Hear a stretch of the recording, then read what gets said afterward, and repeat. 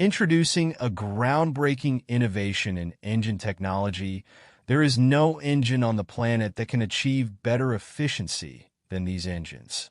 Regardless of the fuel type, whether it's gasoline, diesel, or even hydrogen, these engines redefine performance, sustainability, and the future of energy.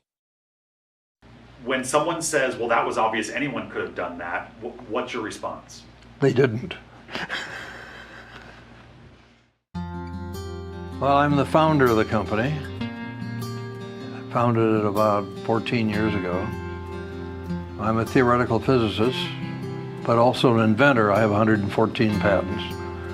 And I am chief scientist of the company. You know, I'm really a serial entrepreneur. Although I took my PhD in theoretical physics, I'm a very practical guy, and I've always thought of ways to apply it. So I started my first company here in San Diego called Spin Physics, built it up to about 650 people, ran it for 15 years, and sold it to Eastman Kodak. I started another company I sold to 3M, then I started another company I sold to Seagate, and then I invented the engine, the improvement on the engine that Hugo Junkers invented in 1890. This engine set a record in 1936 when they were running mail flights from Germany, Dessau, Germany to South America, 6,000 miles unrefueled. It had an efficiency that exceeded any engine that had ever been made before. During the war, they did bombers, hundreds of bombers, diesel powered. They did reconnaissance aircraft that went to 52,000 feet, diesel powered. And then at the end of the war, the jet engine came along. Jet fuel was very cheap, so there was no incentive to work on it further. So it lay fallow for 70 years. When I discovered it, I went on vacation in Mexico and took along a book on the theory and practice of internal combustion, a little light reading, and discovered the engine that set a record in 36 and never been broken. But it was clear when I discovered this engine that it would be possible by using modern techniques like computational fluid dynamics to improve the performance of the engine well beyond what was possible when it was first developed.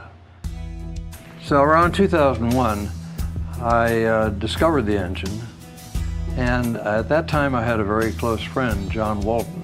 We met through flying down in Mexico. I landed at a remote airport somewhere on a dirt road, and his airplane was there, and we became close friends.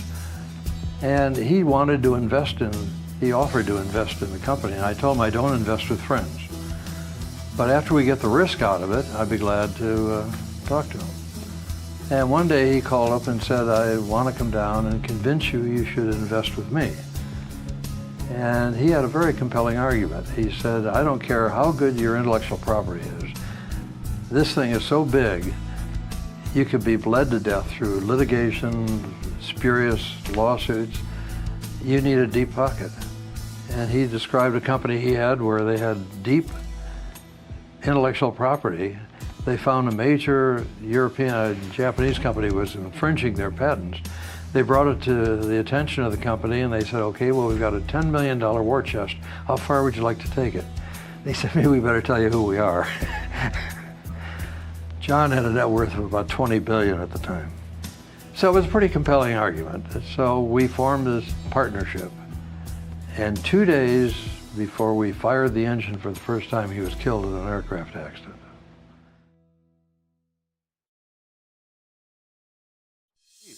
I remember when I was a kid, fuel used to be, what, 7 cents a gallon, something like that.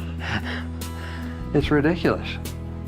But with the shortage of fuel, we're going to have to pay attention to efficiency. Remember now, this is about a $350 billion a year engine industry. And all of the big manufacturers, certainly the truck manufacturers, all have diesels. And they're all four-stroke. A four-stroke engine has a valve train, has valves, valve seats, camshafts. 80% of the parts of the engine are associated with the valves. Well, the opposed piston two-stroke engine has no valves, no valve gear, no valve train, and no cylinder head. So automatically it's higher efficiency. It has twice the stroke to bore ratio without increased piston speed because it's shared between two pistons. So it has all of the ingredients for making a more efficient engine. It was a hangover of two-stroke horror stories that had prejudiced the knee-jerk reaction of many people. Two-stroke, no, you can't make it clean, you can't make it efficient. We found through computational fluid dynamics that when the two pistons come close together, by shaping the contour of each piston to complement each other, we could create a combustion pseudo-volume that would be very efficient in mixing air and fuel, and that was part of the solution to increasing the efficiency. Many engines have a sweet spot where they get the maximum efficiency. If you're off that, the efficiency falls off very rapidly. Ours is a very flat plot that is efficient, about the same efficiency everywhere. Any application of diesel at the present time will benefit from this configuration, two-stroke, by better efficiency and cleaner performance. As an example, we know of one retail outlet that has 7,200 trucks. Their fuel bill last year, just for those trucks, was $350 million. We can save them $70 to $100 million a year just by converting to this engine. But it not only was efficiency important, but we had to meet the emission standards, and we have done that. Ours is the cleanest engine, about 20 to 30% more efficient than any diesel ever made. Well, there are many people who just will not accept, without hard dynamometer evidence, that that's possible. It's foreign to all of their experiences. So what convinces people is really hard data from the dynamometer.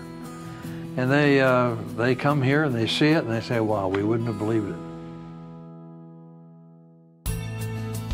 A lot of people think of entrepreneurialism as high risk. And I take just the opposite view. It's really the opportunity to do it your way. If you're in a large corporation, you don't have the freedom to do it your way. So if you want to do it your way, go out and do it yourself. So it's freedom.